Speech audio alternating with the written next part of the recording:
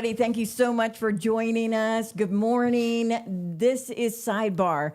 I have to say that we already have a few people in, like Ruthie and, hey, Alamo Talk in early to the game. Also, we have Viper and Alex and Manuel, and we really, hey, Nelta. Hey, Daryl. How are y'all doing? This is Sidebar. I want to do the introductions early because sometimes I start yapping and I forget that I have got these guys that you're going to want to know. If this is the first time of being here, you can tell everybody that you know that you can go to sidebartv.com, and that's where you can find the social media platform of your choice, whether it be YouTube or X or Facebook. That's where you can find every Saturday this show happening. So you come here to hear the former Bexar County District Attorney Nico LaHood, trial liar, managing partner of LaHood, Norton, Goss, Lager. Did you say trial liar? Liar. Is that a Freudian slip? Oh A my trial liar? God. Shit, I did not. I would never say that. I was just bragging about you the other day. Let me. All right, finish your No, hold that thought because that is horrible. Well, most lawyers are liars. I mean, I don't like a lot of lawyers. I love my profession. No. I was bragging about you just like hours ago. It's okay, And George Araujo, scholar, former chemist, and pharmaceutical researcher and director.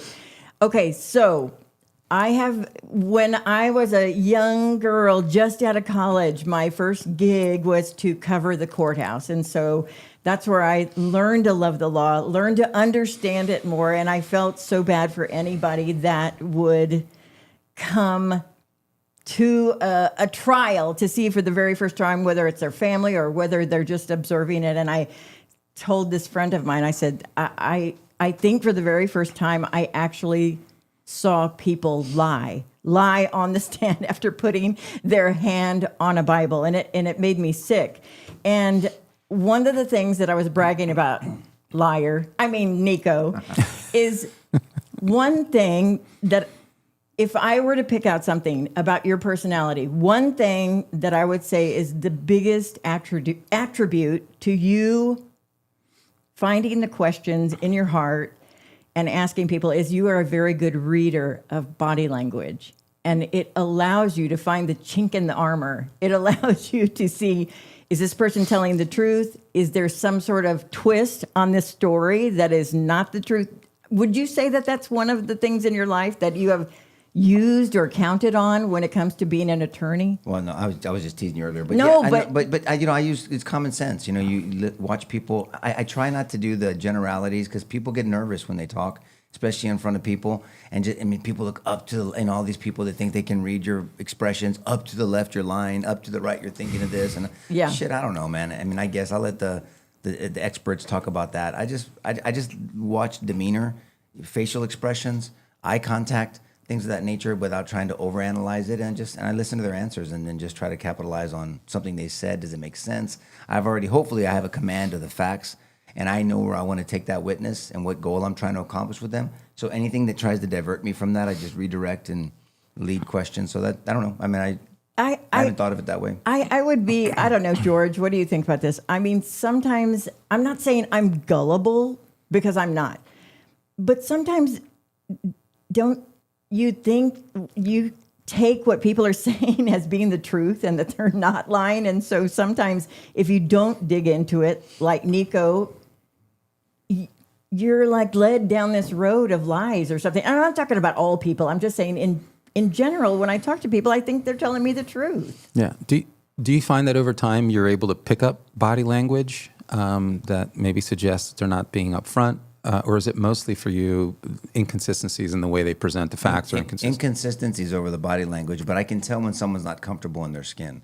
Like if it's not natural, if it's, cause when we're training young lawyers, and I used to be an adjunct professor assisting the mock trial program at St. Mary's. My law partner, Jason Goss, is the actual trial advocacy mock trial coach there right now. And he's done very, very well. And so you have them record themselves. It's like going into politics. People that are going to start interviewing in public, we'll put a camera on them. When I got into politics back in whatever it was, 14 or whatever it was, the person that was advising me did a mock interview, and they recorded me like from a third person. I was like, what? Why am I making that face and that weird? Why am I squinting? Why am I doing this? Why am I doing that? why am I looking off to this way? And it was just very odd. And I was a trial lawyer. I was an fairly experienced trial lawyer back then already. But you're in front of a jury is different than in front of a camera, or when it's live is different. With live interviews, live podcasting is different than live interviews, like on TV live. And so there's all different types of levels of that. And so you just have to get comfortable in your skin at just over time. But so I don't look too much on body language. I can tell when they're uncomfortable about something, but you're in front of a jury, you're going to be uncomfortable. I don't care who you are. Yeah. For the most part. It's not necessarily that they're lying. It's not necessarily they're lying. Comfortable in front of a bunch of strangers. But I listen to the inconsistency or the consistency of their statements and what I believe that the evidence has and where they're going to go and where I'm trying to accomplish with them and how I'm going to get there. And then the key to cross-examination is you have to think on your feet. Yeah. If you can't think quick on your feet, you're not going to be as effective as a cross-examiner as somebody else that's, scripted. I've seen some lawyers, especially that work for the government, that just scripted. I mean, and then the witness gives them a great answer that just, okay, get off your notes for a second. I mean, you can have an outline of where just so you don't forget where you're going to go. So you go off on and then you come back to your notes. I get that. I do the same thing because I want to make sure I make my points. But they'll say a wonderful answer that you could exploit and go down that road, or it's inconsistent. If you just listen. But they're just going to their next, and then what? And then, but you agree this, and listen to the answer. That's always we teach in cross-examination. Listen to the answer. Don't already think about your next question. And most people are terrible listeners anyway. So they're already thinking about what they're going to say. And you have people that stare at you and they're just gazing because they're thinking about what they're going to say next, and they're not even listening to you. So. Well, I can testify, if I accomplish nothing else today, that he can think very quick on his feet. I know. I know. I know. Like lightning quick. I still have some scars. But that's why I don't. We try to argue. We don't argue for the sake of arguing. But I enjoy it because it. I mean, if you can survive it. You're so lucky. I mean, seriously. This is how I see it. I get it. If you can survive it and survive it with some modicum of honor, then I think you've accomplished something because he thinks on his feet quickly, and he's very good at exploiting vulnerabilities. And that's okay in a debate. You should. That's the term I was thinking of. Like exploiting while he's thinking quickly. So I mean he's a formidable opponent in a debate. So I can just imagine a court of law where it's what you do for a living. Beware.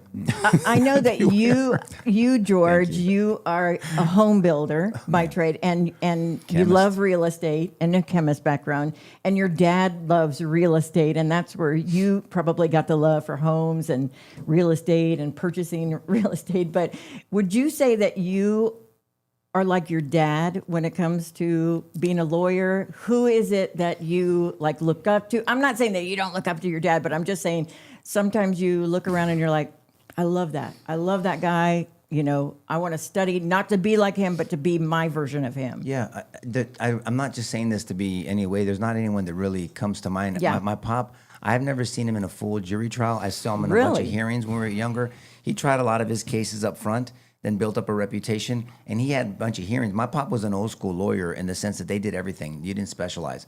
So he did criminal, he did personal injury, he did divorce, he did probate, he did workman's comp before the laws changed.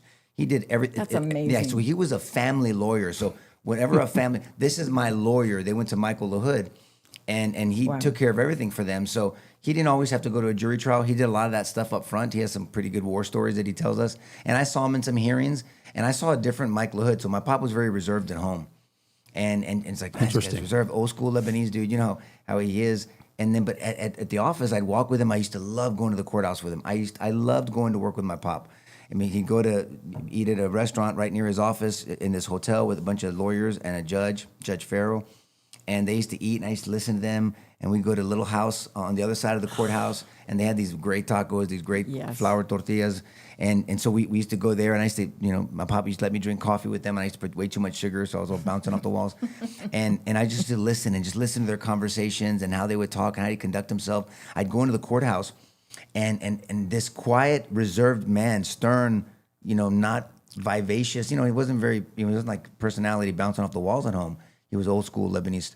But Mike, how you doing? Mike LaHood, Mr. LaHood, how's it going? And he's just the charm, he was charming people, right. And he was talking to people, and I was like, who this dude that looks like my pop at home? And he had this completely different persona. It was genuine, and he was very revered, and I'm honored to be his son and to follow in his footsteps that way. And I remember he told me something, and he goes, it has to be genuine though. He said, remember something about everybody, but it has to. And he said this. He made it clear. He goes, but it's got to be genuine, or else you're just. I don't know if he said BSing him because he He never cussed in front of me. And ask him about it, and it'll let them know. It'll let them know how much you care about them. And I said, because he went up to this lady that was at the old courthouse before the Justice Center was built. I mean, you used to walk into that old courthouse. It was just, those memories I love. You know, they didn't have security. They didn't have metal detectors. I mean, everybody walked in and out of the courthouse. And that second floor and everything, with all the criminal and the civil, was on the same side. And her name was Rosie. I don't know where she was. And he doesn't remember now. But he goes, hey, Rosie, how's your son's ankle? And she goes, Michael, thank you for asking me about that. You know, it's better. You know, you had to cast it up.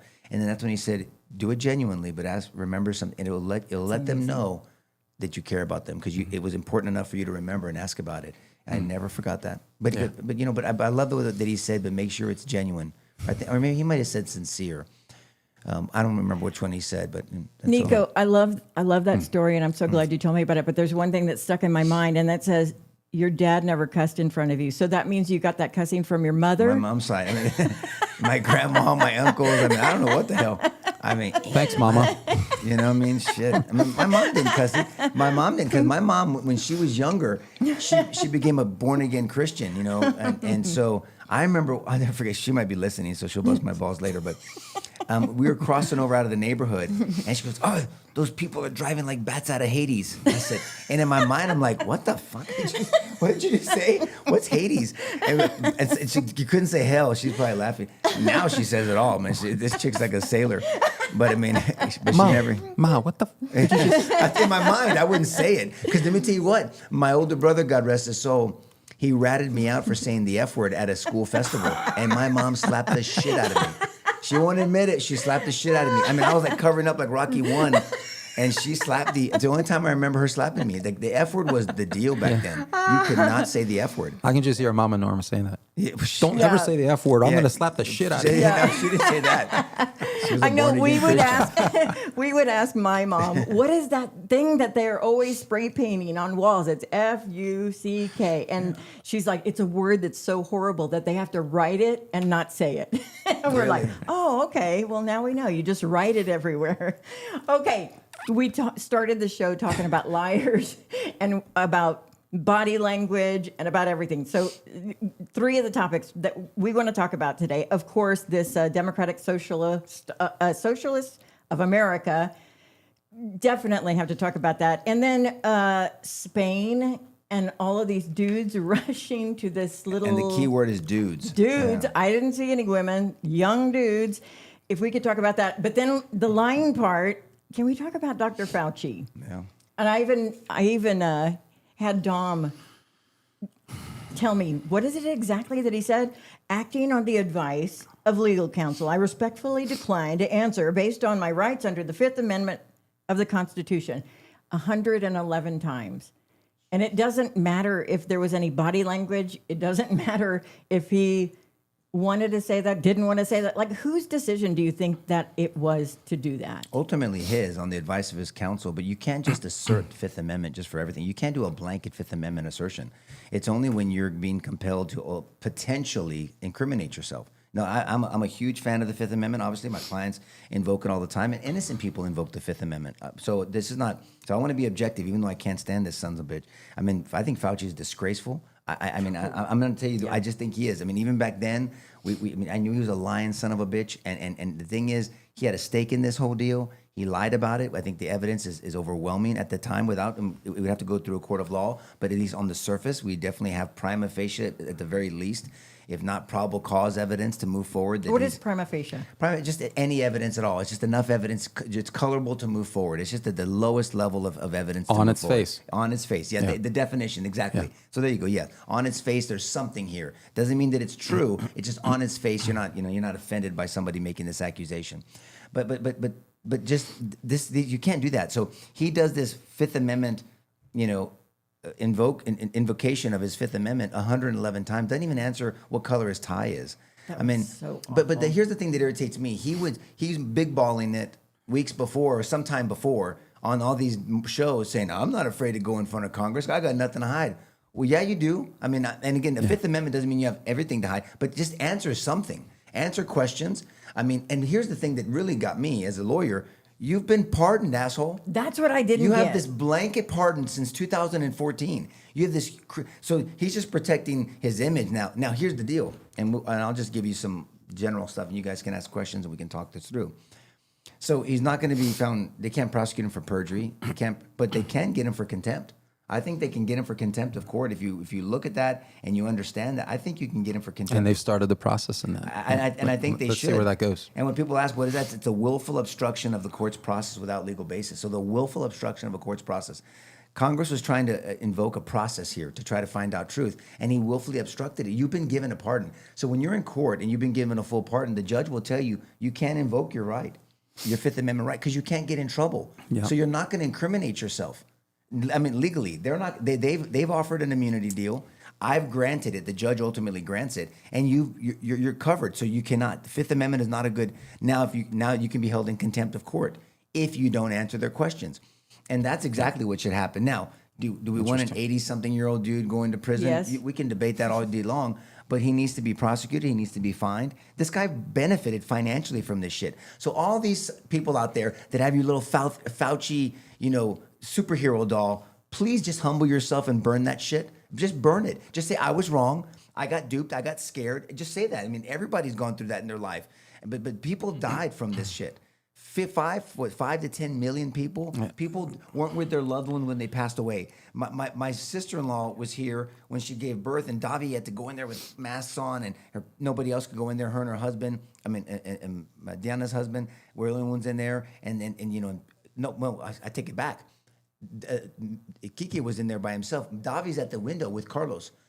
Thank God they went to this hospital where the birthing area was right near a window. I mean, talk about Davi's outside with Carlos, their brother, watching the birth of the baby. Yeah. I mean, this is the kind of Not shit. to mention the people that died alone. That's my point. I said that earlier. Yeah. I mean, this is disgusting what happened to the American people and to the world. And Fauci funded it.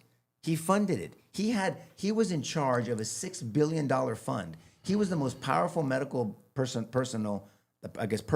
in the world, arguably. Seriously. He could ruin your career and not give you funding based off what he said. He had employees apply for financial awards for his asshole. So Fauci's so great, and he got like $800,000, whatever it was. It's a crazy amount of money because he's so great. He's a fucking fraud, and he's a liar. And so although I completely support the Fifth Amendment, not this blanket Fifth Amendment, and obviously someone who's been pardoned, you have nothing to protect yourself from. You've been absolved. That's it. So you should talk about everything unless you're trying to protect your image because he's such a narcissist. So I mean, I'm trying not to be over. I mean, because I just saw the angst in this country. People divided. I mean, people lost friendships over this shit. Oh my gosh. It was horrible, man. Over masks, Fired. distancing, and stupid jabs and vaccines.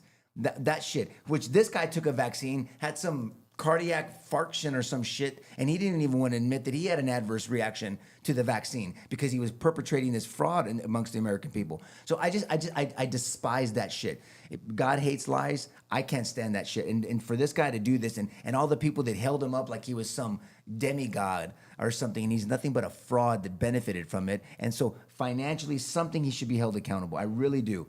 I'll leave it open for debate on whether people think he should go to prison or not. But this guy's a disgrace and should be treated as someone that's scum, because he is. I think he's scum. I mean, I feel the exact same way, and we've been talking about this since literally the very beginning. I mean, people can go back and look at Sidebar during the COVID crisis, and we were talking politics and we were talking science and the politicization of science and how this man was at the center of doing that. In fact, he got to a point where anytime there was any kind of repudiation of what he said or any pushback, he says that their argument, meaning his opponents, are not against me, they're against science himself, and I am science. Yes. I mean, to me, that told me it's the height of arrogance that this man was trafficking in. And we knew, I knew, this is, you mentioned that I'm a home builder, but the vast majority of my young adult life was spent in corporate science. So I'm a chemist by training. I've done a lot of pharmaceutical science and worked both in pharmaceutical manufacturing and clinical development. So I know a lot about this topic, because it's what I did for a living. And it was my first love, at least corporately and professionally. And so I'm credentialed in this area, and I knew from the get-go, and Nico and I had conversations literally from the get-go, that everything that was being said by the sort of corporate public health complex led by this man was absolutely false. Can I give you honor where honor is due? I'm going to say this. As much as I love disagreeing with my brother, and like he said earlier, we like to spar with each other. Yeah. George was ahead of the curve on all the Absolutely. the shit that I heard it from George first. Because he was reading, and George used to say, "I'm not genius. I'm just reading." But you know how to. It's your talent. You're skilled at I have this. goosebumps. He was Yes. reading. He was reading the articles. He was reading the studies. He used to do them. He did bench work, and that's a term that means that he was in the actual laboratory. So he understands viral molecules, bacterial molecules. He knew the N95 masks. He used them. I mean, he was actually having to go in there, and he knew how to use it, how it was appropriated appropriately, and he read the studies on virology before because you're trained to do that, George. And I have to admit, George, I'm not joking. I heard it nowhere. Maybe Bobby Kennedy and his group, because they had such a great, the Children's Health Defense Yes. Fund. I mean, Yes. but you were in that that group of people. Tiny group. And then you started hearing like Dr. Corey and other Yeah. people say, "Hey, Dr. McCullough," which I'm glad we're out there, but they got silenced and they were canceled. So did Canceled. Kennedy. All of them. Can you Yeah. imagine? I remember that. I mean, it's canceled. If you have the truth on your side, I mean, who's the arbiter of these fact checkers? None of these fact checkers. I'm sorry, I didn't mean to take away from what you were saying, George. I wanted to say that George was. He was ahead of the curve on this stuff, and he was actually reading the science. And you were telling me offline, that's how we brought George to the show, Karen, remember? I know, and I get goosebumps You just and I- thinking about it. You and I were just remember trucking that. along for I 8 months or a know. year or whatever it was. And then all this stuff happened. And I said, look, my buddy's a know. chemist. He used to work in pharma. Talk he used to about a work in God the thing. laboratory. I said, let's bring George on for a week Yeah. or two to explain Yeah. this. But then everybody was obsessed with this cult of COVID. Yeah. And not that it wasn't real, but we knew the people that were in danger of I that, know. the comorbidities. And we talked about that in the studies and The reporting. the VAERS studies and all this stuff, vaccine adverse events reporting system. We were checking that every week almost. And then so George went from a 1 to 2 week special guest into now he's like herpes. We can't get rid of him. I mean, so I knew that was coming. And it was just, Nico, it was just one inconsistency after another. And what this guy was saying was not only a departure from established epidemiological science, but his own training. I mean, this is a guy who kept talking about he was an MD and he cared about patients and because of his experience with patients. The reality is he didn't have any experience with patients. This guy came out of his internal residency and never actually interacted with the patients. He became a bureaucrat. He became an office manager, essentially, and helped scientists get money. And this guy, he wouldn't know epidemiology if it bit him in the ass. This is the point. And the stuff that he was saying, it seemed to me it was obviously misinformed and obviously misleading. And if you look at the inconsistencies, they're staggering. And so what I think, Nico, is that the most incriminating piece of evidence is all the unredacted portions of his diaries, which were disclosed prior to the hearing by this government committee from Homeland How did they Security get it? and How did Government they get Affairs. his diary? Well, in the process of discovery and so and forth. he turned it over. I know, mean, but that's no. stupid. Did Kennedy turn it over? I mean, like, how did How it did they come get to be? Yeah. The mechanics of how it was turned over were not disclosed, Okay, but all right. that hasn't been dismissed. It hasn't been called out at all, neither by he or his Yeah. attorneys, and it's been public knowledge for a while. I mean, it was disclosed at this point. But wasn't it on government servers? I mean, it was Oh, not it's- in a place it's that was available. hidden. It's available Yeah. now. But What kind of guy suffice it- keeps journals on his evil side? Well, we would find out. We found a number of Say things. it, say it. We certainly found out that a title is no substitute for character or competence. I'll tell you that right now. If you're ever wondering, watch the hearings and certainly read his diaries.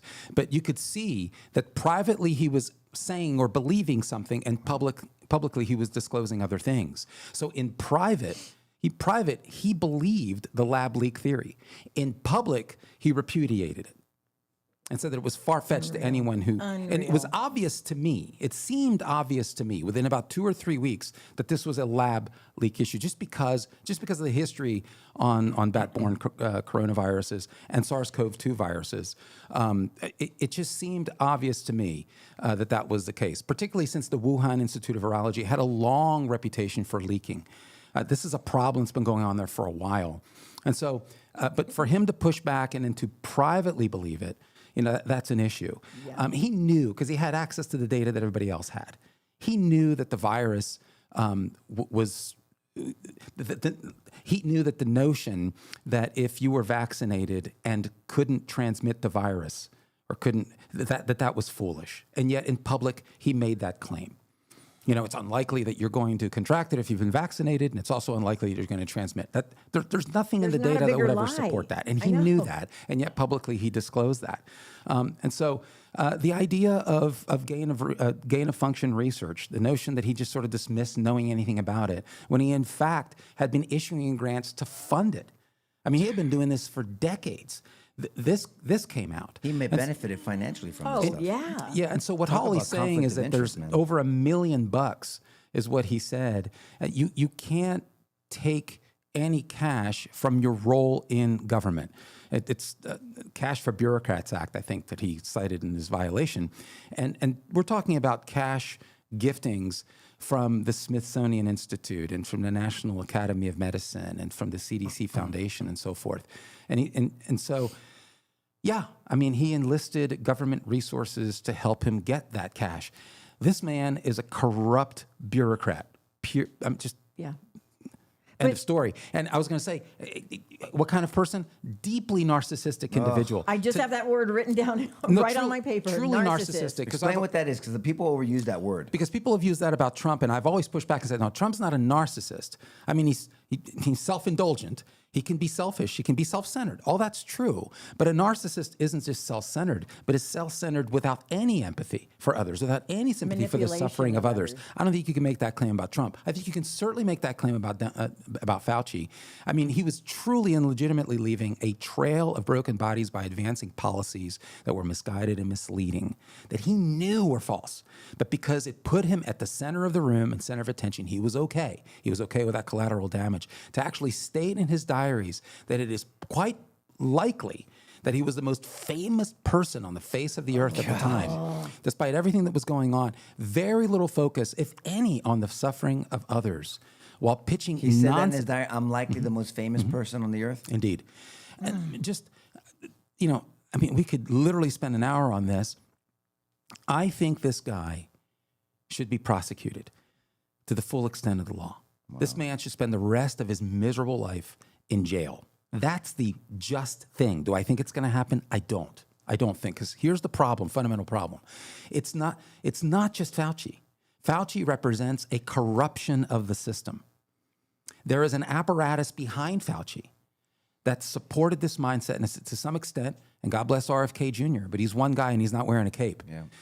This is a corrupt system that's okay with amassing power and influence at the cost of human lives. Fauci's happened to have been the representative of that system, a proud representative of it, a despicable representative of it, truly the embodiment of it. But if you think this is all about Fauci, it sure as hell isn't.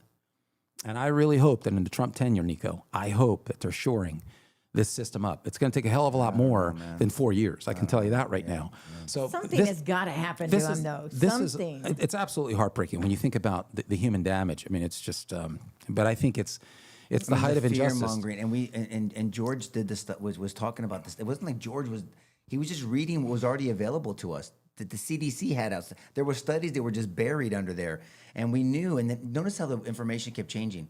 Well, you have to have 2 comorbidities to be at risk. And then it came out, you have to have 4 or 6. I mean, the people, we knew the people that were at risk, and it wasn't young people. Yeah. And masking up these kids. I mean, there's people that still, I mean, I see people still, I saw a few, not a lot, thank God. I saw some young dude with long hair, colored hair, wearing masks, riding a bike outside. I see it every day. I don't. Every day in my God I don't. neighborhood. Well, then I don't want to go No, to the your fact neighborhood. remains that if you were less than 65 or 75 years of age and you weren't immunocompromised, the chances of you having to worry about this virus were slim to none. And so for this dipshit to get out there with a straight face and say it was a good idea for 2-year-olds to be wearing masks is the height of stupidity God, and what an idiot. willful malfeasance. I mean, I couldn't believe what I was Well, hearing. I mean, me and my simple mindset, I go, why don't we just have 2 things came to mind back then, if you remember the shows. I said, why don't we just have a slew of homeless people stacked dead? If this was such a horrific, I mean, talk about not good hygiene. Talk about not good dental hygiene. Talk about not worrying about coalescing together. And then every jiu-jitsu school in America should have had stacks of dead bodies, and they didn't. They closed the gyms, remember? Well, no, but Yeah. not for long. I mean, not they opened back up, and I'm just saying. I mean, it doesn't get any closer than grappling and jiu-jitsu. I mean, of course, Right. they did extra steps. They would spray the mats, and they still do. I think those are good protocols moving forward. But and if you think you're sick, well, then don't train that day. But I mean, But those are the healthiest people. But now people get COVID Right. and nobody freaks out about it. It's like the flu. I think this is why it was such an effective, the SARS-CoV-2 virus, which creates, induces the COVID disease. The reason why this was such an effective political weapon and a bioweapon is because of the traits or the structure of the disease, the idea that there's this prolonged onset of symptoms. And so all these people are walking around, they're asymptomatic, but you got to be careful because they're sort of transmitting disease unless they're vaccinated. And like Biden said, you are not going to die if you have the vaccine, which was of course complete bullshit. But this idea that there's this period of silence during which you're infecting your neighbors. And so the only solution, unless you right, sit at is a table in a lockdowns. restaurant. Remember that? That's another thing. I used to sit in a restaurant. I said, and there were times that I said it out loud. I was like, how stupid are these people? And I'd be like, shh, don't say that. I go, it just makes no sense. You walk in as if viruses say, oh, you're at home base. You're at the table at restaurant A, B, or C. And then you take this stupid ass bullshit mask off that doesn't work with a viral molecule, by the way. Hello. Yeah. And then you put it on the table, or you put it in your dirty ass pocket with your dirty ass fucking hands. And then and then you put it back on to stand up to go to get your drink refilled. But then you take it off. The virus knows not to touch you while you're sitting down. This stupidity, I'm sorry, it just is. And the ignorance because of the fear. The fear brings this stupid response. It just does. And you quit critically thinking.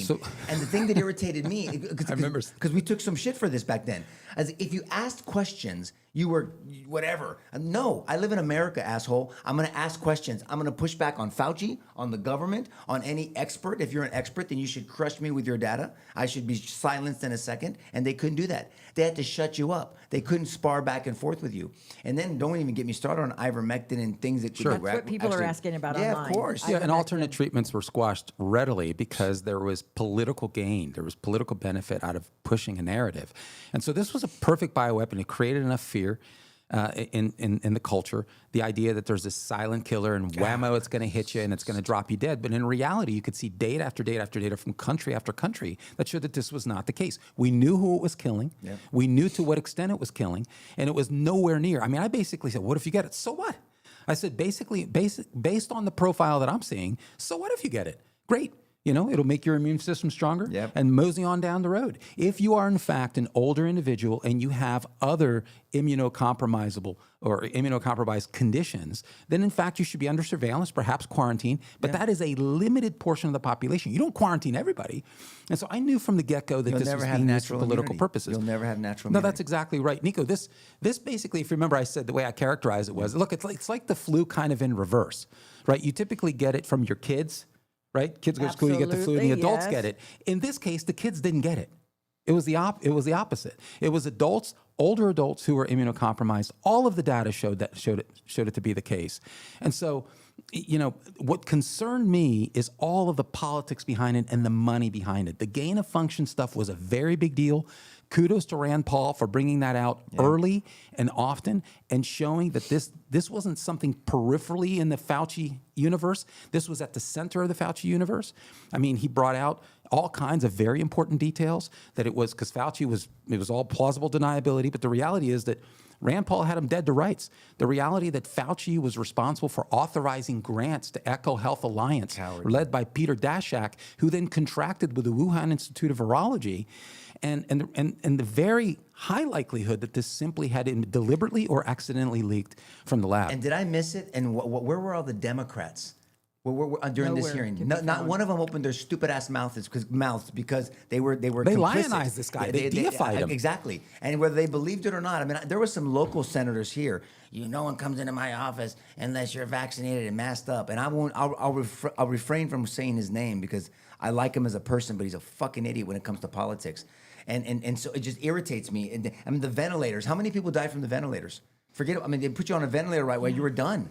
I mean, why do we keep using ventilators? The money that was made off this shit was ridiculous at people's expenses. And then the testing. You tested for COVID, but then you picked up on the flu virus. I mean, so many people are theorizing, and I don't know, are hypothesizing that when you tested positive for COVID, maybe you had the flu. Like, I don't know if I had it or not. I had all the symptoms. Body aches. I lost my taste. I had it for 2 days, 2.5 days. I took zinc. I doubled up on my D. I took zinc, and I take garlic pills and all that stuff, and I took some colonial silver. and I was better. I never stopped meeting with clients if they wanted to meet. I never wore a mask. The only time I covered my face, it was in Costco, because I almost got in a fight in Costco because some guy comes up to me like, cover your face. I go, for what? Because he said so. Then I go, I know criminal trespass laws and I got to come back to Costco. So then just to defy them, I put a bandana, like an old school rob your train bandana back from the Wild West. Because if you think that this is going to protect you, you're as stupid as you look, first of all. And I'm going to wear a fucking bandana because a year ago you would have called the cops if I'd walked in with a bandana. But because you're so fearful, the bandana is saving the world. But this is how stupid we got. Yeah. And we fell for it. And I just hope and pray, that we learned as a country that this can't happen again. That you can push back, you can ask questions, we have common sense. Good for Joe Rogan. Good for some of these people that use their platforms and said, no, I'm not going to, and they educated people and they encouraged other people to push back. That became the pushback. It was not on the facts. It was not on the evidence. It was on the credentials. Like it was a sort of an onslaught of the credentialed class. I remember T-shirts that said, "Trust me, I'm an epidemiologist." You know, and they literally meant that. No, I don't trust you because everything you said has been bullshit. And you had people who were credentialed. I mean, I would get in here and I would talk out of 16 years of experience in the pharma industry, saying this is patently bullshit. Yep. I mean, the PCR testing. I remember, and I remember. What that is. PCR. It's polymerase chain reaction. That was the sort of go-to means of testing. You know, presence or absence, basically, of mRNA.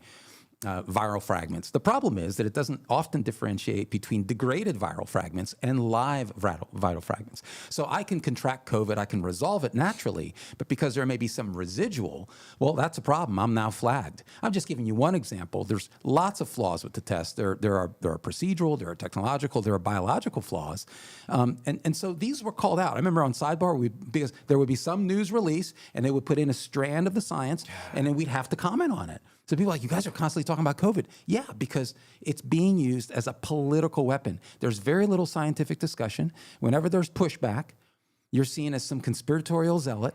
And so there was not engagement on the substance. So we were talking about cloth and surgical masks. Okay, I mean, this was a legitimate issue from the get-go. I was trying to explain basic PPE, personal protective equipment.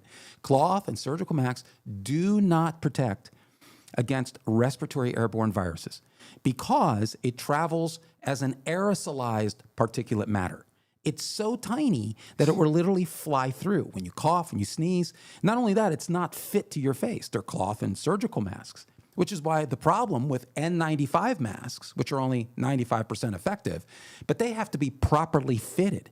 I remember in pharma, you had to go through a protocol to properly fit whenever you went into. And they did smell testing. If you could smell, if you could do this. Right, into a controlled environment. Yeah. And that's right. That's one of the ways. You turn your head. If you can smell anything, you failed it, you got to start over. And so it's a multi-step process. The idea that you can just go to Target and slap something on your face and you're fine, or that you can put on your bandana is just ludicrous. George, what was the thing about viral molecules versus bacterial molecules? And now I forget. I used to have it memorized back then. I know, I remember. It was how many, is it nanometers? How many viral molecules are and fit in the circumference of a hair follicle? I mean, when we used to give that example, it was mind-blowing I how know. small these viral molecules are and that nothing's going to stop them unless you get a body condom on and you go into some, testing center. Do you remember the analogy or the do you know what I'm talking about? Yeah, a viral molecule is, I think I used something like, 100,000 times less than half the width of a human hair or something like that. I was just trying to point out the fact that a viral molecule is infinitely more But how small. many viral molecules fit in the circumference of a human hair? Yeah, I didn't characterize Maybe I translated what you said, but it's like 100,000, right? Yeah, Am I saying it right? Yeah, you are. Okay. You are. And I was trying to contrast that with bacteria, like something like George E. coli. is not going to agree because he has to have the exact number. Well, no, it's okay. But the example was there. But even the data was skewed, Karen. Remember that? No, I know. It was and even at some point, ridiculous. this one state, I don't know, attorney general, somebody had to admit, their health official had to admit that they were collecting the data wrong. Meaning, if you got in a car accident and you tested positive for COVID, you died of for COVID. Forget the fact that your guts are hanging out, or that you were shot, or you fell out of a plane. You know what? But he had COVID, so it was a COVID death. No, I fell out of a plane. I mean, it was that, and I'm not being facetious. It was that type of data collection. So who knows what the real numbers are? And then we talked about this. I'm sorry that I'm all these thoughts. I'm having a flashback. I'm so irritated by that season of our lives because so many people were hurt from it, and the level of lies and deception to manipulate people drives me insane. It makes me sick. And the fact that the people were censored, that's the part that really worried me. Remember I said that? I go, don't worry about the misinformation, because real information and free speech takes care of misinformation. Worry about the censorship. I said that back then. But then we had that. But remember, when we were younger, and all of us are old enough, I did. I mean, we had chickenpox parties. I mean, you know, my older brother Mike had the chickenpox. I love that story. My mom made me. We had 2 single bed. I go, I don't want to sleep with Mike. He goes, you have to lay down with your brother. So I had to sleep with him until I got the chickenpox, and then I had to stay home for 4 or 5 days or whatever with a bunch of itchy things on me. And I ate ice cream and ate all kinds of shit and watched TV or cartoons. And that was it. I was happy as a lark. I didn't care. And then you don't get the chickenpox. I mean, same with But mumps. even Fauci knew that. He knew that course he if you did. got COVID, you didn't need the COVID shot because Well, you don't need the were COVID already shot. immune. You don't need the COVID shot anyway. Well, even him saying that, though. Lots of bullshit narratives on herd immunity, and so Yeah. we had to dispense those rumors that noticed the herd immunity are somehow tied to vaccination, when in fact it's the opposite of that. Yeah, It's when he you resolve the knows wild that. type of a virus without any medication, you know, or a vaccine or whatever, and you resolve it naturally. And it might make you miserable, but in the end, you end up with a basically primed immune system. I was trying to go back to my text when you and I were texting about these analogies, and I can't find it. But it comes down to basic math. A viral molecule is around 0.02 microns, and a human hair is around 100 microns. So if you divide 100 by 0.02, you get thousands. You get 5,000. You can put literally 5,000 viral molecules inside the width of a human hair. That was my point. And so that's how tiny this is. And so the notion that you're going to slap on, a bandana that mom gives you, and that's going to protect you against that is just absurd and ridiculous. And in the 3-foot and the 6-foot rule and the changing standards, and the notion that he gets on, Fauci, on national television, I think it was March 31st of 2020, to say that if you're wearing cloth and surgical masks, you're deluding yourself. It's basically a psychological Band-Aid. And then literally within a month, he's saying, you got to wear cloth and surgical masks. And I'm sitting there Same saying, month. I'm Yeah. sorry, how did 50 years of scientific precedent change in 30 days? So this guy was willfully negligent, gross negligent. They had to throw the book at him, and I don't give a shit if he spends the rest of his life in jail. When you consider the graveyard of bodies this guy is single-handedly responsible for, because he was the authority. He was the go-to guy. And by the admission of his own diary, he said that celebrities were coming up to him. Julia Roberts wanted to shake his hand because they wanted to get the latest. And Andrew Cuomo just reached out to me because he wanted to talk. He was concerned.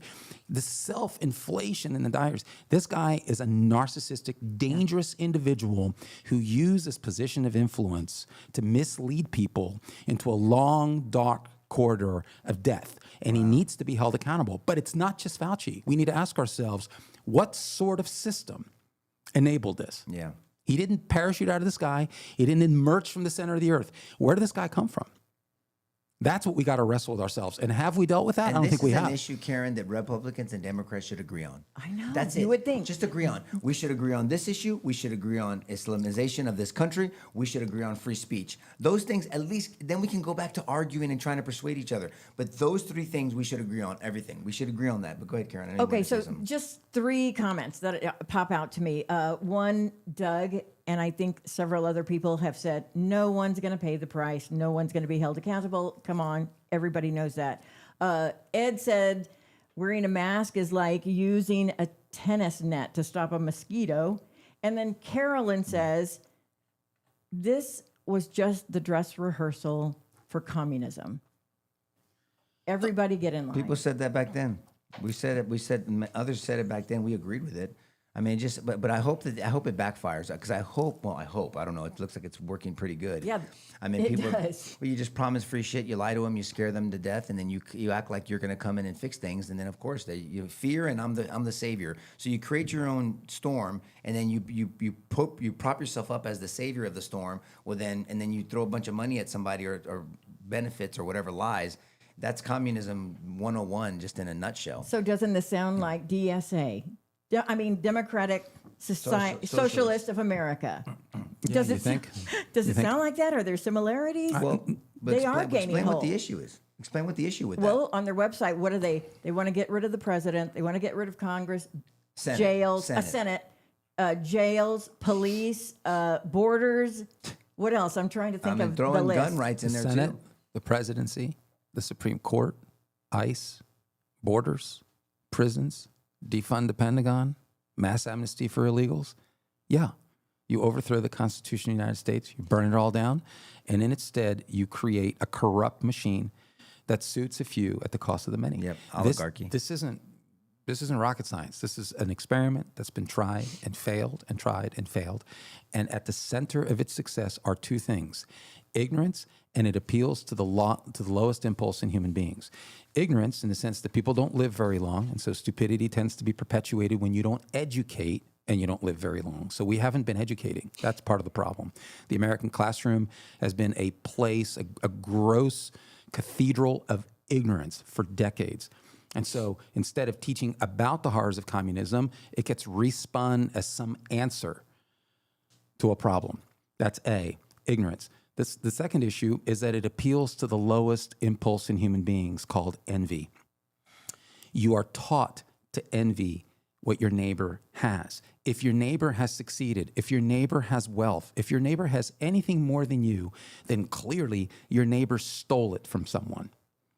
So he victimized someone in order to have it. And therefore, you create this false sense of moral superiority and taking that back from your neighbor and giving it unto yourself. Because remember, you're morally superior. That's why hypocrisy is a value of the left. Yeah, it's a because it's cornerstone. inculcated. It's basically an article of faith. We need to realize what we're dealing with, or we're never going to solve the problem. We're going to be swatting at symptoms and never getting the root cause. The reality is that this worldview needs to be extracted from American life. We need to do everything we possibly can within the confines of the law to disabuse Americans of this cancerous worldview that diminishes human beings. The problem is with the tribalistic mindset, the Democrats, and I would love to see a Mark Antoine, an Alamo talk, and people that are friends of mine and that I like, I mean, that are Democrat, whatever, repudiate this and say, no, we're not going to take over our party. The Democrat Party is going to be the Democrat Party, the Bill Maher's of the world, the old John Fettermans, the old Tulsi Gabbards, the old Bobby Kennedys, the old fill in the blank, that the Democrat, the classical liberal, the Democrat, because I like a two-party system. If we have to have it that way, I'd rather have a no-party system and then just debate ideas.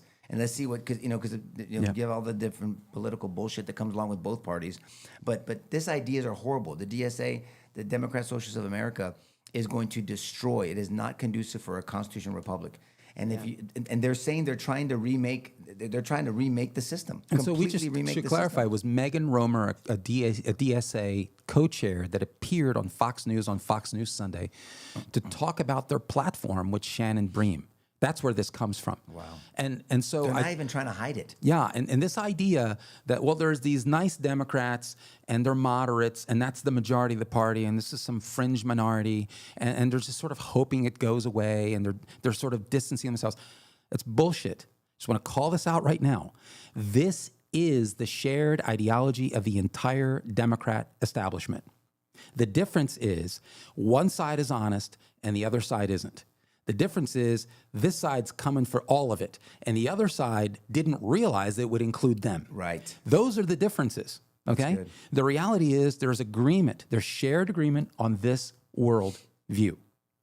But because So my let that enemy's sink enemy in. is my friend. And so what they're doing is they're capitalizing on people's disdain and disappointment with Congress. So because Congress has such a low approval rating, it sounds reasonable on the surface. Let's replace it then. If they suck so bad and they're not serving us and they're not of the people, by the people, for the people, let's make it about you. And so they promise all this bullshit and they say, let's replace a system that's failing us. But no one's thinking it through what they're going to replace it with. So they're letting their rightful disenchantment, disgust, whatever. I mean, it's disgusting because we don't put in the right people. And we've allowed the Woodrow Wilsons of the past to screw up, and the administrative state to screw up the ideas of the Constitution, of this constitutional republic that our founding fathers believed in. I mean, Woodrow Wilson he believed the Constitution was an impediment to progressivism.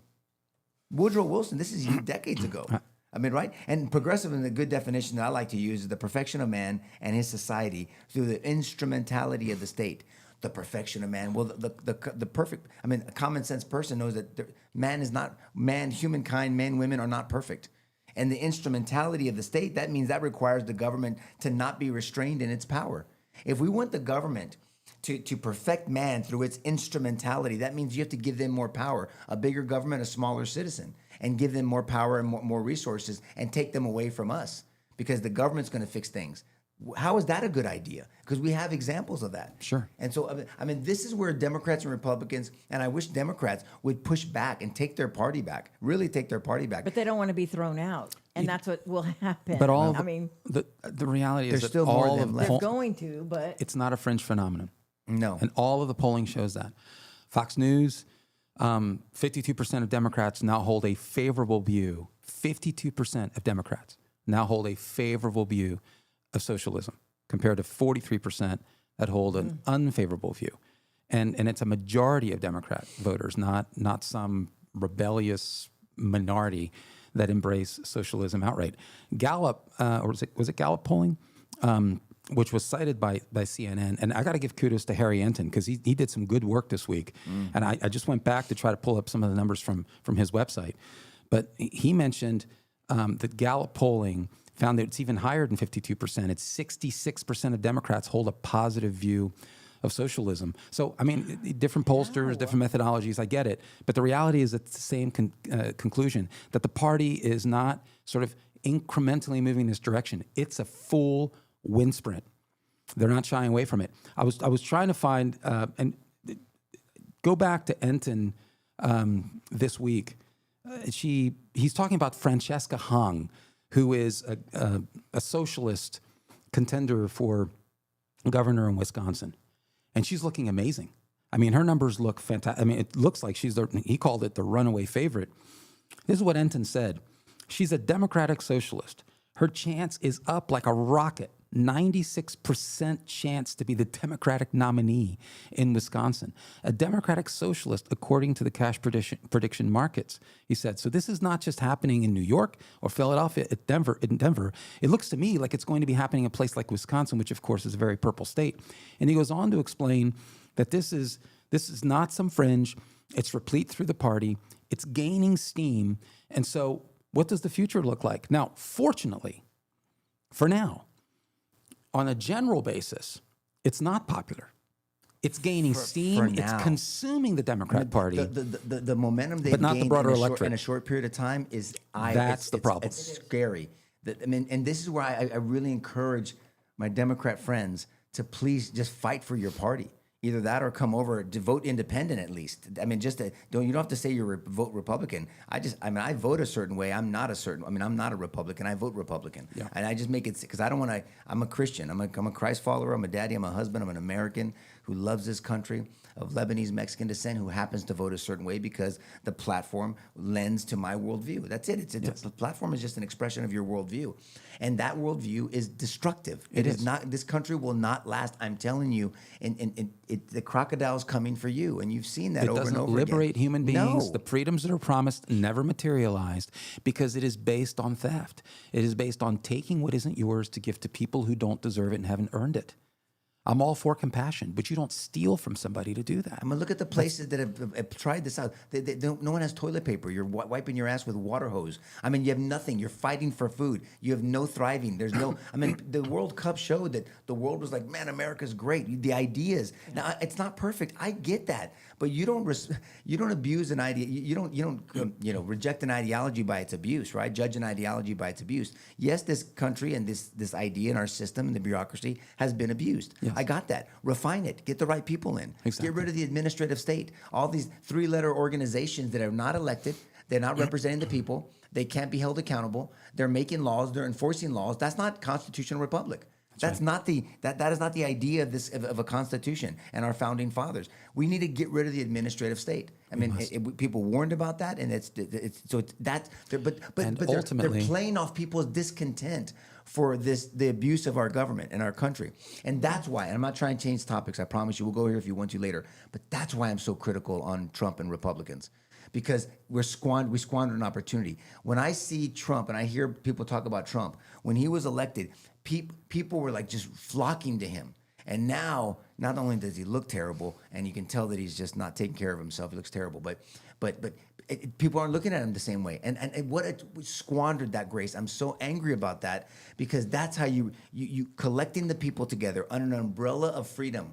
That's what I want. And Democrats are welcome under an umbrella of freedom. We can debate ideas on how to implement that freedom. That's fine. That's healthy. Some of that I can imagine, Nico, it must be very overwhelming. I don't care who it is. For who? For any national leader right now. I mean, even Trump, who seems like he's indomitable. I mean, he's like 80 years old, and he seems to have sort of the energy of a Duracell bunny. But even that's changing. Not lately, yeah. But the point is, I mean, I don't care who you are. This has been decades in the making. They've sieged the institutions. American communists have been enormously successful. It's not in a corner of the government. It's throughout the government. They've seized the American classroom. Diversity, equity, and inclusion is the outgrowth of this worldview. This notion that man gets to decide whatever man wants, that man has no moral boundaries. An assault on American constitutionalism. The idea that the Bill of Rights is fungible. It gets to be sort of living and breathing whatever it is that you want it to be. I mean, this has been taught in the American classroom, for goodness sakes. So until we get a hold of the American classroom, this is never going to change. It'll be constant. George, the only chance I think he's overwhelmed. I mean, because maybe so, but you, of course, but the way you change the chance of changing this, the system being taken over, is by the power of the people. He was the most popular during that election, and he was starting off strong. And that's why you have to stay focused, keep the people with you, keep your tent wide. That's how you have the power. You know, the whole too big to rig, that really worked. And that's how you change, and you can be the liberator. You can be the one that fixes. He's the one that ran on the swamp, the whole swamp shit. I mean, and he was, I thought that was of hyperbole. He was right. I mean, he still is right. Anyone that says there's a swamp out there is right. But what I'm saying is this isn't the way you do it. I mean, he's losing his popularity. I mean, I don't know what his legacy is going to be. I guess he still has 2 years, but it doesn't look good. Midterms, whatever, we can debate that another time. That's not a topic for today. I mean, what's his legacy going to be? He looks like he's wearing out. The Energizer Bunny is, the batteries are running out. I mean, he just looks bad. He's gained weight. Everywhere he's fallen asleep. He's misspeaking. He's forgetful. I mean, again, and I'm getting, he's 80 and he's not healthy, but I'm just saying he's squandered this opportunity. That's why I get so frustrated, because I want America to win. And if Trump is that catalyst, then great. I just want America to win. I agree with that. You know, I agree with that assessment. I'm just stepping back and saying, therefore what? Because who else is going to fare better? Let's assume a Rubio. This is overwhelming. I mean, you got to just admit this is an overwhelming proposition. Then don't say it can be fixed. Then we're screwed. Well, I mean, you got to remain somewhat optimistic. You can't just sort of curl up in a fetal position, right? I know, but then die doing it. Then go down swinging.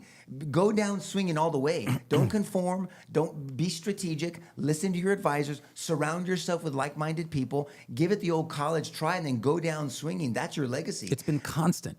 From day one, it's been constant. And he's sustained it all. He had a cabinet he couldn't trust.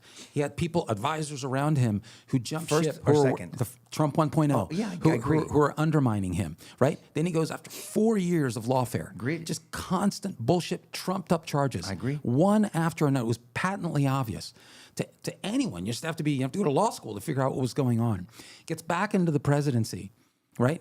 I mean, executive order after executive order. Where's Congress been? I mean, really, look at their approval ratings. They're low as hell for a reason, because people are not happy about the fact that Congress is not aligned with the agenda of the president, at least in the sense that they will fight for it with intensity. That's on the Republican The American side, Senate, I mean, this has been a joke under John Thune. Talk to Cornyn about. I mean, if it was Biden with a Democratic House and Democratic Senate, you could say what you want about the Democrats, but you want to talk about absolute unity. You want to talk about a uniparty. Absolute unity. They'll just march lock and step. Be careful Trump what you ask has for. never enjoyed that. Well, okay, I got that, but then therefore what? But he has shown resilience. I mean, if like you said, President 1.0, his presidency, and then those 4 years, Call it what you. He actually, that was part of his mantra that he's tough. He's fighting. People love that. He's fighting for us. So look what he went through. They're coming after you. I'm standing in their way. Holy shit. Talk about big ball in it and people's chest. Thank you, President Trump. And that's why he grew in popularity. And then forget about it when he was shot and this and coming back and his mindset and all this other crap, which we don't know much about that shooter, which is weird. But I mean, all that stuff, that was the momentum. That was part of it. So why abandon that whole culture and mindset that But I'm got just you trying there? to think tactics. So he's got a Congress, he's got a House of Republicans that have a paper thin majority. In the Senate, he has a greater majority, but he's got lots of fecklessness. Can't even get unity, can't get any linearity or any alignment on key agenda How do items. you The SAVE control Act them? is a no fucking brainer. No brainer. And all John Thune does is throw up dust. This is central to I know, success but for the brother, country. how do you influence these people? You influence these people by having the power of the people. When he says, "Hey, vote against that person, get him out of office," and then people trust him so much because they know he's fighting for them and he's against the system, and they're like, "Oh shit, I got to listen to Trump." He's lost that influence over Congress. Early on, he had it. He said something, they did it, and then at some point he lost it. And I know you don't want to talk about this. It started over Epstein. I'm telling you, the lack of trust started over Epstein. That was the crack. And then there was division. And then it was the Jews. And then it was this. And then it's now the Iran war. And then they lost the narrative on that. And you can see this domino effect. And then Trump had his Trumpian moments, but lost the coolness in Trump, where they wrote it off because he was being badass. And now it's like, oh brother, and there he goes being an asshole again.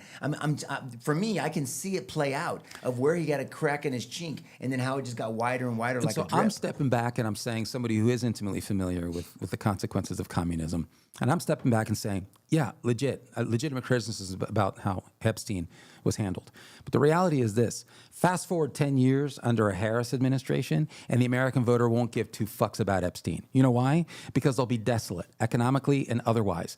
And the reality is, you send Trump to the White House in 2024 on legitimate issues of the American border being gutted, okay, where you have millions of foreigners coming here. Yep. Okay, that's A. Yep. And just total economic depravity. And so Trump gets launched to the White House on those concerns, singular concerns.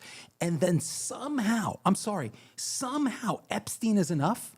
George, I think you're missing it, Dad. I don't think I am. Yeah, no, let me tell you why. Can I say that respectfully? Because I don't want to forget to talk. It's because you just said it in your opening statements here. You said, I am intimately familiar with communism. You are. You're more familiar than I am, than all of our listeners, because you lived in it for a period of time. You truly ran, and I love your parents' story.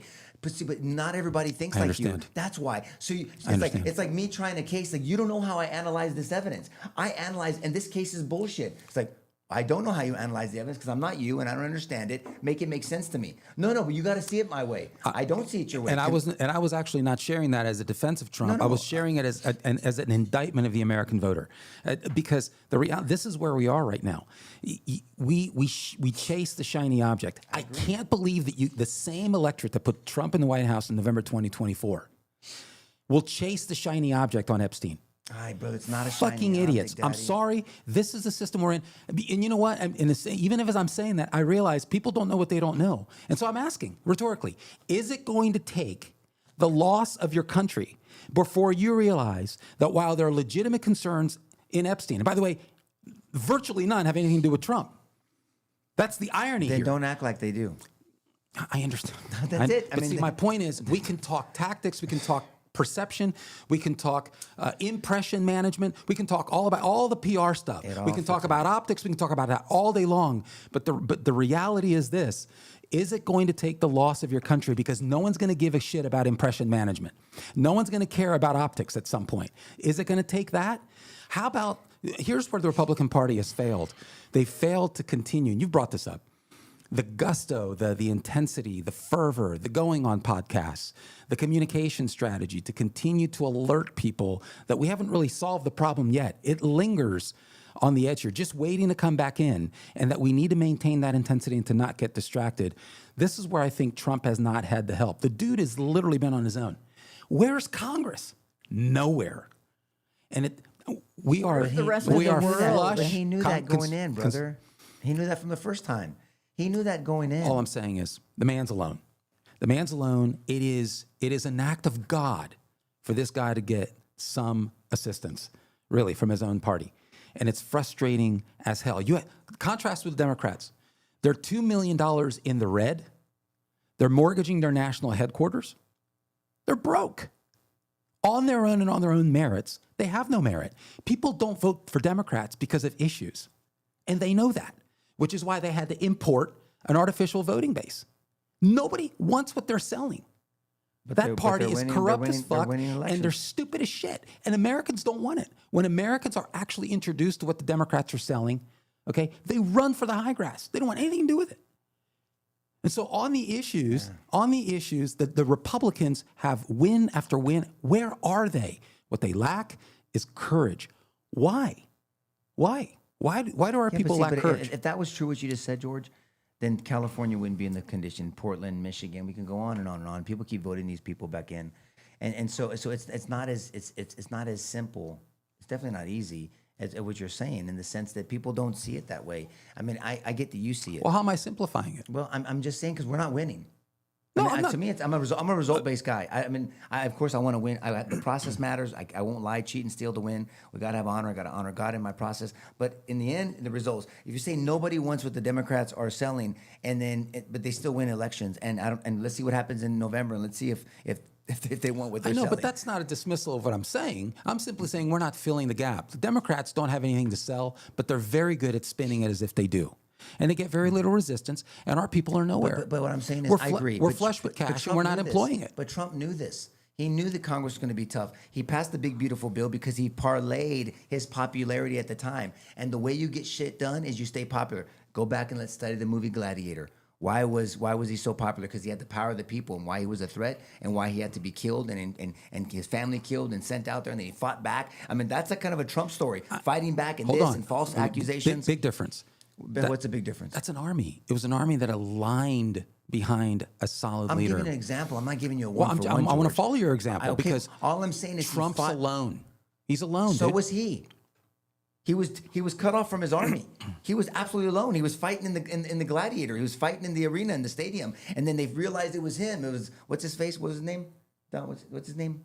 What was the character he was playing? You're a movie guy. Leonidas? No, that's the what is 300. his name? What is it? Oh, we're not on 300. Oh, crap. Gladiator. Yeah, right. With Russell Crowe. Russell Crowe. Was this Maximus. Maximus. Thank you. Sorry. Maximus. I mean, he was on his own, and then they realized at the end that it was Maximus, but he was a threat. He was fighting. Right. He was attacked. He destroyed his family. I mean, it's really kind of the same. But he had the power of the people. That's how you control Congress. And Trump did that at the beginning very well.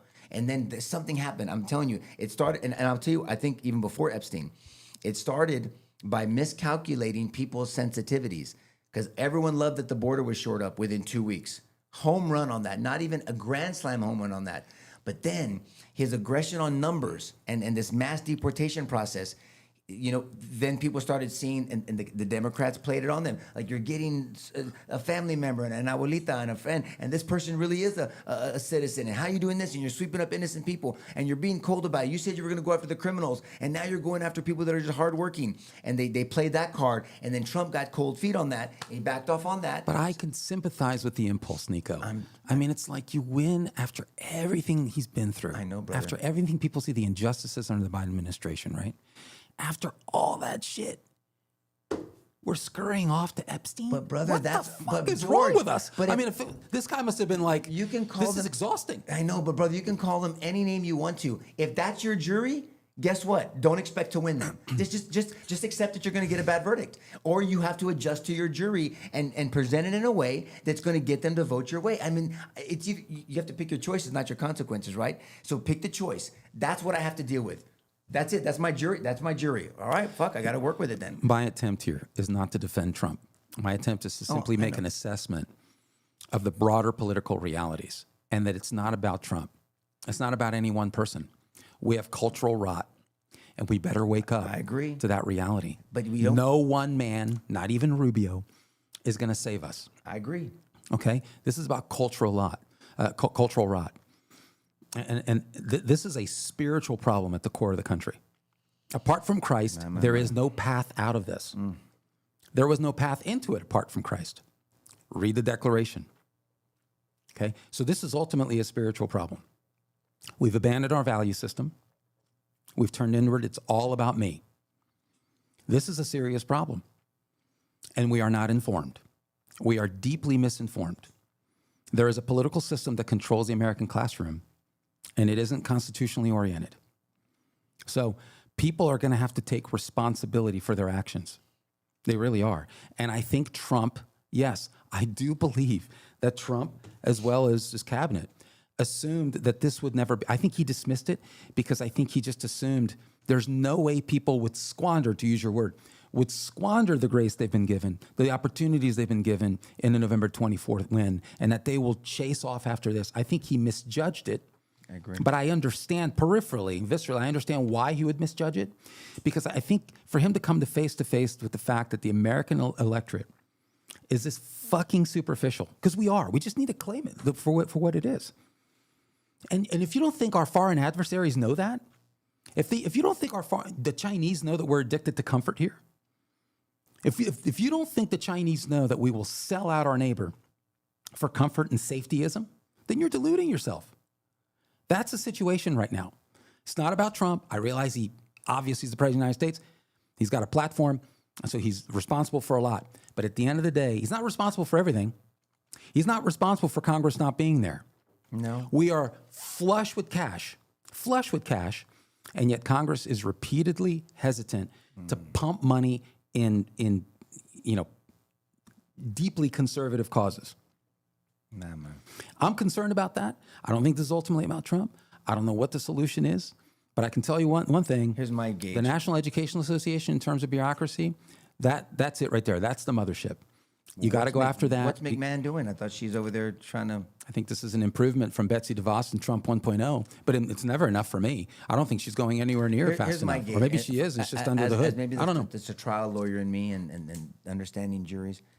If they had the Republican National Convention again today, with the same people that were new speakers come and speak at the Republican National Convention again, I think the answer is no. I would say 3/4 say no. I would Yeah. say no. You'd get your typical, whatever, Yeah. McConnell and all these other regular people that of course you expect, but all the new people, the lady with all the tats and all this stuff, and all the newer people that came into the umbrella back then, they wouldn't come back today. And to me, as someone that looks at the needle being moved and someone that wants to win and get a verdict, I mean, that matters to me. And so that's what frustrates me. That's what frustrates me. That's why I just loved it. I mean, it was an amazing time. I believe it was God's favor, grace, Trump's perseverance, to give him credit. His appealability, him going on to these shows, him talking, him just being more comfortable in his skin. Accessible. People embracing this kind of, okay, he's got these little nuances, but I mean, MMA fighters doing his Trump dance. I mean, the soccer players doing the Trump dance. People are going apeshit when he walks into an arena.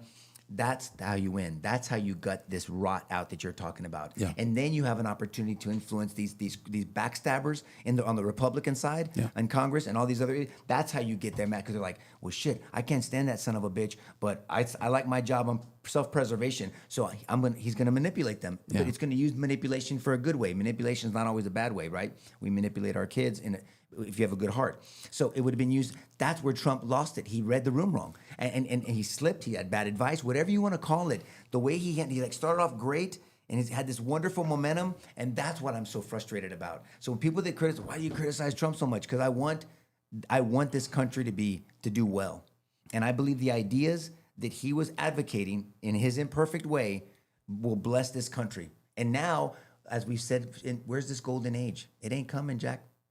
It ain't coming. That's just the bottom. So you're saying he failed to recognize both realities, that the same electorate that sent him to a win November 24 because they were deeply disheartened by what was going on at the border and economically, is the same electorate that chased off after Epstein, and failing to recognize that moment and properly attend to it is the issue. I think that's legit. Daddy. Yeah. On a silver lining, the same Fox News poll that said 52% of Democrat voters favored socialism also says that only 17% of the general electorate favors socialism and 77% Then who is that? see it Then unfavorably. who are they? It's So they're localized saying to Democrats. But what I'm saying, so you're saying because 17%, that doesn't work out the numbers unless you're saying you're talking independents and Republicans. Yes. Okay. Yes, that's So you're correct. got it. That's correct. And there is something like 20% of independents that lean Democrat are okay with socialism. So the vast majority of independents are not. And so that's thank goodness there's still time.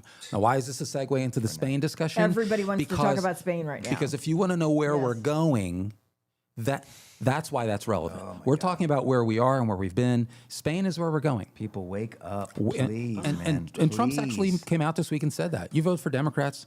Look at what's going on. Can we get a little bit more nuanced? Can you know how that happened? What happened? Go ahead. What happened? Because you had a ruling from what? The Spanish Supreme Court. Elections have consequences. And this is why I said, as much as I like Alito and I like Thomas, replace them now. I'm telling you guys, listen to me. Replace them now. You have to, with people that are strong, not Comey Barrett conservatives. I'm talking about replace them now or you're going to regret it. I'm telling you right now. But that was a Spanish Supreme Court that made a ruling that said that they couldn't stop them from coming in. And then 60,000 men, essentially, and not all, but I get it. But the vast majority, look at the videos. vast majority, military age males. Yeah. Look at the videos. Yep. And they swam 300 meters to Sueta or Cueta. I mean, maybe I'm pronouncing it like a Mexican instead of like a Spanish person Suta. because they have that. Suta. Sueta. Suta. Suta. Yeah, but Okay. in Spanish it would be Cueta, but I mean, got it. So Suta, it's a Spanish territory. There's only 84,000 citizens there. 60,000. Now, allegedly, the military showed up and sent 48,000 of them back for now, but who the hell knows? All I'm saying is they're screwed. And then they're gonna make it onto the mainland, and then under the European Union, if you make it into one European country, you can travel all of them. That's why the idea of Brexit was a good idea, but it was implemented wrong because they didn't want to be part of that shit. They go, look, they recognized that their country was being overtaken, and they said we don't want to be part of that. So if that dumbass lets in somebody in their country, they can come into my country and set up shop and not leave and bring their culture and then do whatever they want to do, and then you have a weak government, you can have a terrible society, and so. I'm just giving you, so that's where we're going, guys. And even if you're a Democrat, I'm telling you, I'm really going to make a push for the classical liberal to stand up and fight for your party. I'm serious. Fight for your party. If that's your identity, if that's your political leaning, fair enough. But not socialism and not communism. Or that's not the American way. It's never been the American way. And we used to have a healthy fear of it to where it was taught in schools, in public schools. Here's communism. We don't like it. We don't want it. Stand up for this constitutional republic we have. Educate them about how the system works. Show them where the flaws are. Vote people good in. Don't have administrative state. Woodrow Wilson sucks. Teach people about this and then get involved and elect people that are going to honor the will of the people. I'm every ounce of me of the people. But the power is in the people. The power is in the people. And to my point earlier, and that's what Trump forgot, that's how he stays strong. And he lost focus on the people. For him, and I know what he meant, Epstein this, that's stupid, that's ridiculous, the hoax. Just terrible strategy on this. That's why I'm so frustrated. All right, I'll stop. All I'm saying is Spain is coming if you don't watch it. And if you don't think that's true, just look at New York. That's a couple of notches behind Spain. And then you better be thinking that we have a Second Amendment at that point, because they don't. And they're screwed. I'm telling you right now, you talk about it's an all-out war. That is an invasion to protect yourself and your children and your daughters and your wives and even your other children. I mean, this is not a joke. Study history, right? Study history. It's a fact. I mean, this is not a Republican or conservative thing. It's just a history thing. Just study history. So I don't know what more to say about And that. the history of Ceuta is interesting because there are really two mass ways or main ways into Europe this way from a migration perspective, Nico. We saw the first wave 10 years ago. Remember? So when we started talking about Islamic insurgency in Germany, right? inside Europe, because we saw literally 1 million people come into Greece and Italy, and they came in through Libya. That's one connection point. And so this is really kind of a tragedy of geography because of how close Sicily and Greece are to Africa on that end. Here, you're talking about northern side, and you're talking the south of Spain and Portugal. This is incredibly close to Portugal as well. So you've got Ceuta, which is at the very tip of Morocco. Mm-hmm. And so at one point, Spain controlled all of that.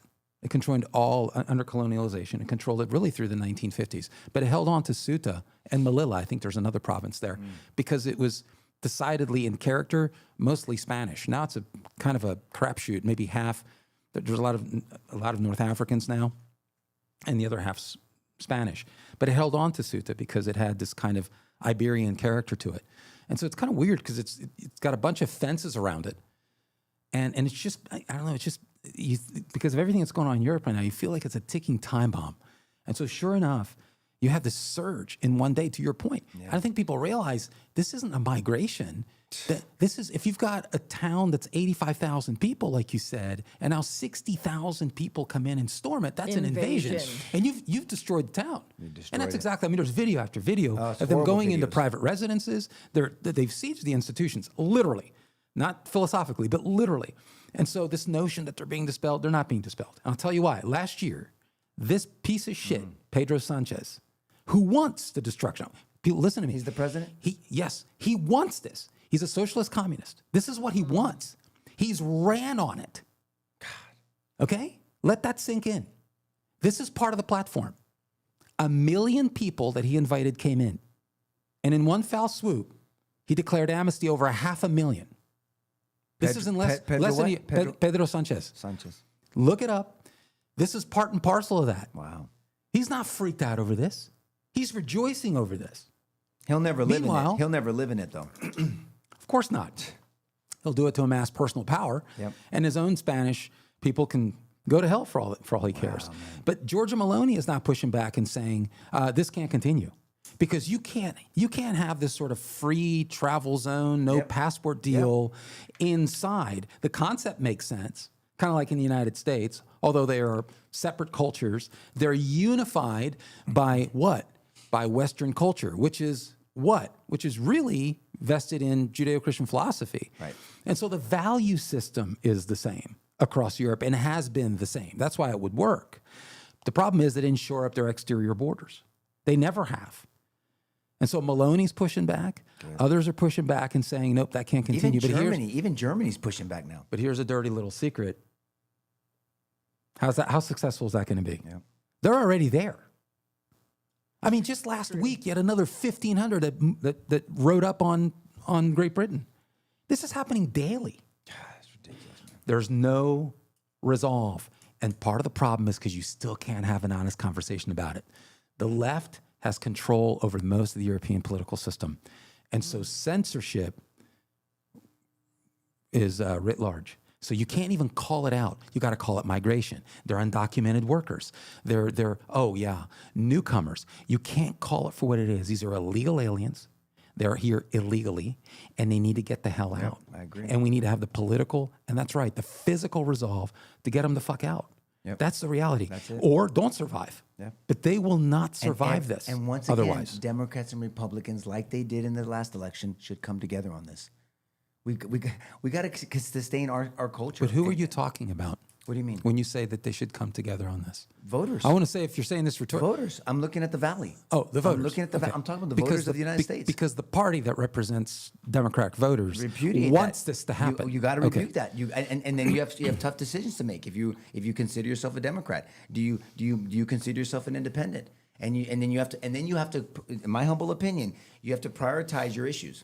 Remember last election, what almost became a one-issue voter, and it was about illegal immigration. It was illegal aliens. It was the border. Because it didn't matter what I thought about abortion, family, capitalism. It didn't matter about what I thought about. Look at this. You think Sueta or Cueta, whatever the hell it's called, gives a shit about anything else other than their border now? They don't care about anything. You can have an opinion about whatever you want, schools and this and vaccines and free speech and all this other shit. Doesn't matter. None of it matters because they don't have a border anymore and they don't have a country. So that's why so you have to prioritize. Say, this is one of my great issues, but without this one doesn't matter. So you have to prioritize things. And then you vote accordingly. Yeah. That's it. And then you try to influence the people that are running to maybe take on more of your ideology when it comes to those other lesser issues. But we've got to agree on something. Like, how about having a country? I mean, you know that Biden administration lied about the border, that it was secure. It was an outright lie. Biden administration promulgated the lie on Fauci. The only good thing about this Fauci shit is it gives Trump and Republicans some cover. That's the only good thing about this thing, because it infuriates me. But the only good thing is all the ire against Trump. You can say, yeah, but the Democrats pushed this asshole. And they're the ones that furthered this lie. And they were part of the death of my family member or the loss of my business. How many small businesses were lost during that time that never reopened? You hate corporations so bad? Well, then why are you destroying small business? Because you want power. You don't give a shit about small business. It just sounds good. I don't want someone that tells me something good. I want someone that does good. And you have to prioritize that. So that would be my approach, and encouraging Democrats or people that are in that party that don't think like a socialist or a communist and don't want it. I mean, there's Democrats that can't stand the men and women sports bullshit and the locker room stuff. They can't stand it. Well, how bad can't you stand it? They don't want open borders. Well, how bad don't you want open borders? I'm telling you, they're not backing off from that. Who They're is? not backing Who is off it? from it. Look, Who is a it? couple of Democrats aren't I backing off. got that, but that's why I'm And it's not encouraging- happening in Europe, even after this. 2 weeks ago, you had a truck. Oh, boy, that never happened before. You had a truck that drives into a parade of people, all right, injures a couple, kills a couple, injures a couple. A couple days later, and I check me out on that, Dom, but pretty sure this was a gay pride deal. And then a couple days later, you had an individual that was in, I think, Berlin. And then you had another individual in France who went on a rampage, ended up stabbing a bunch of women. Yep. And so you see the LGBTQ community spokespersons come out. And if you listen to what they're saying in the aftermath of those things, what you hear is disappointment that it wasn't some white male. I'm telling you, this is religious. Listen to the statements. This is a sickness. We've spent decades teaching people to feel guilty about being white. We've literally, in the name of fighting racism, duped Americans into sending their kids into a corrupt church-like environment called the American classroom, where you teach them to hate themselves if they're white. Right. You teach them to hate the sexuality that God gave them. Yep. If they're a boy, they're actually a girl if they feel like it. If they're a girl, they're actually a boy if they feel like it. If they're gay, that's totally normal and totally wonderful. Think about that for a moment. Now you've turned sexuality on their head. Yep. You say anything, you're not compassionate. You say anything, you're being discriminatory. You say anything that remotely sounds like common sense, you're being a racist. You can't even have the conversation now. So now you need to watch your death, but then to embrace it by being silent about it. So you've spent decades doing this. And so now, while they're being slaughtered, they're taking to the microphones. Check me out on that, Dom. Pull me up on this. Listen to the statements. What I'm hearing is, it's disappointing. It's disappointing. It's basically not a white male. Who do they blame? They blame conservative movements, the fascists. So while the guillotine's coming down on the neck, they're still blaming a paper tiger. Meanwhile, the real danger, the Islamization of Europe, Yep. a corrupt, death-based world view, is getting away with murder.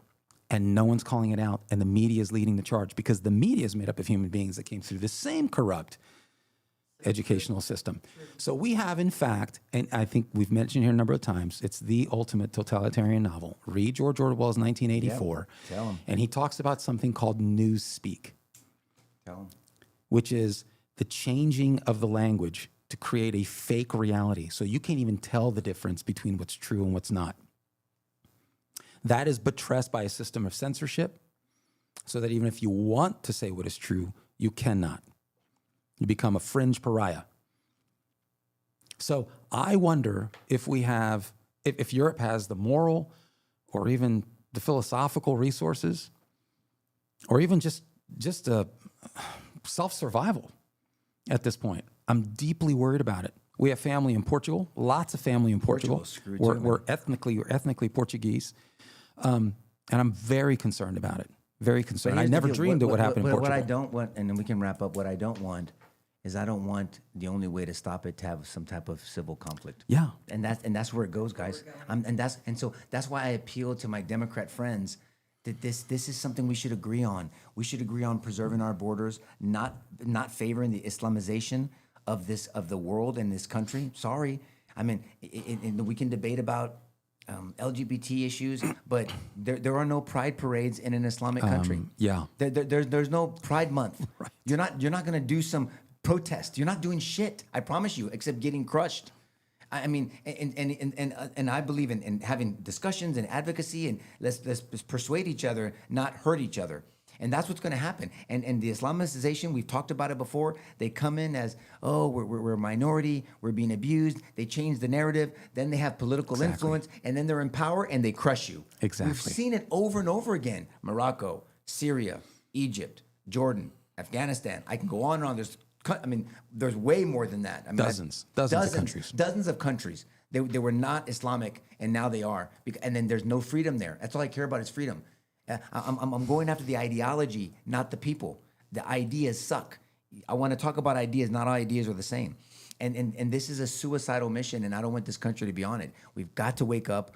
We've got to come together and understand what we disagree on and what we agree on and prioritize that. And that's why I get frustrated with Republicans and President Trump and all this other stuff, because in the end, I love this country. I love the idea of the Constitution. Our founding fathers sacrificed everything, imperfect as they were, for us to have this freedom. Everybody wants to come to this country for a reason, for now.